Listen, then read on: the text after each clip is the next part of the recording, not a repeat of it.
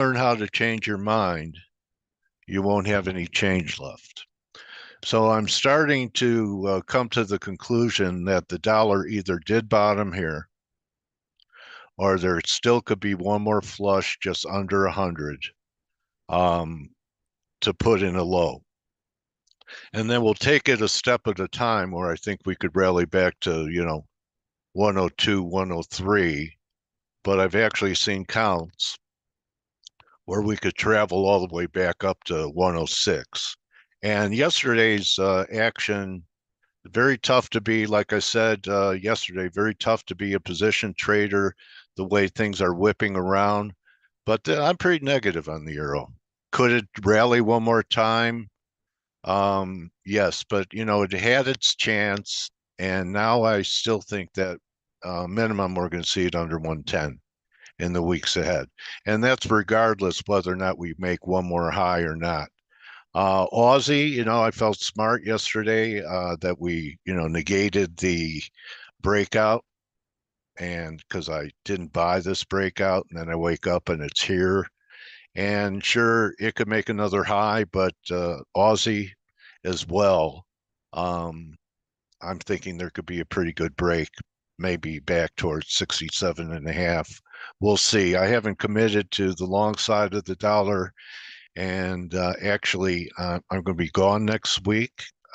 I hope you guys can handle this, so I'm going to give you some guidelines. All right, so if the dollar index does flush to new lows, do not get short on new lows. Look for longs. And yesterday I said that I thought silver might be completing to take partial profits above 32. And look at this candle. Okay, so we took out the highs of the move in silver going back to May. Here it is. We took this out. We're still higher on the day, but this is kind of an ominous, candle for at least a pullback to 29. I think that's pretty viable. And dare I say it, that gold is actually putting in a pretty good wick here too. And 2,500 I think is doable in the next several weeks. So that might be the place to buy it. Maybe they really panic people and we get to 2,400. I did say yesterday that I thought oil would fail from the breakout, and here we go. I mean, it did. So just waiting for, where's that line that I had in there? But that's a pretty good breakdown. All we did was get back to it. I don't know what happened to it, disappeared. Anyway, the breakdown was contained by the moving average, and I talked about new lows. That looks like that's in gear. But, natural gas is stubborn. It's not giving it up like crude. It almost looks like it's consolidating. Maybe you buy pullbacks towards 240, 230, wrong under 220. Looking at the grains still all look good. We're going to get some real nice weekly closes in the grains. So, it's something that look at this weekly in wheat. So there you go. Really knocking on the door. It gets through there. It could go to 7. Corn looks pretty good too. And the beans had a good week as well. So grains are coming out. Maybe we're going to see it. Beans rally towards 12.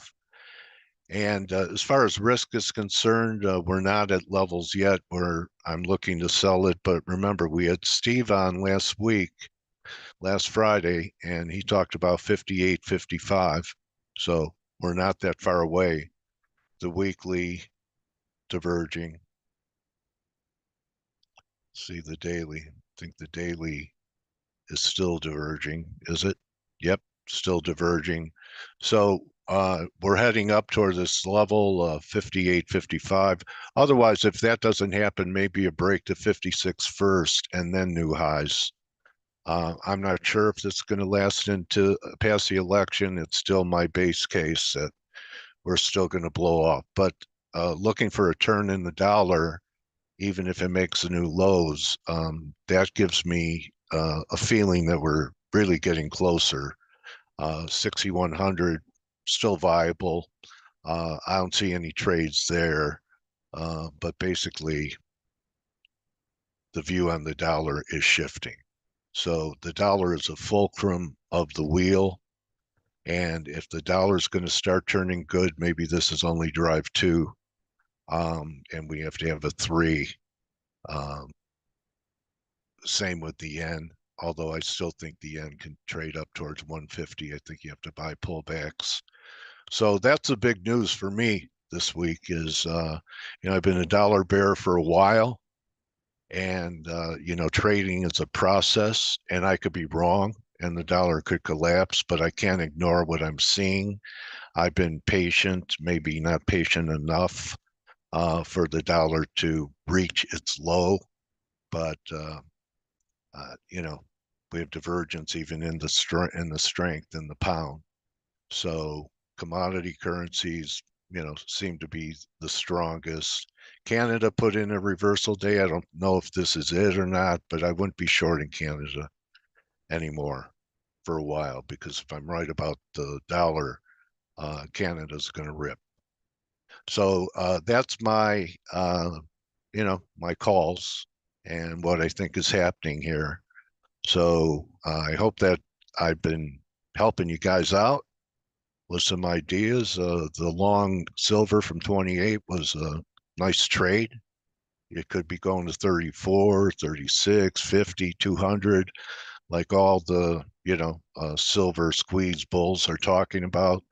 But I think that this run is most likely close to conclusion. We took out anyone who had a stop. We had it there. And gold should actually, I don't know, possibly perform a little worse. We'll see.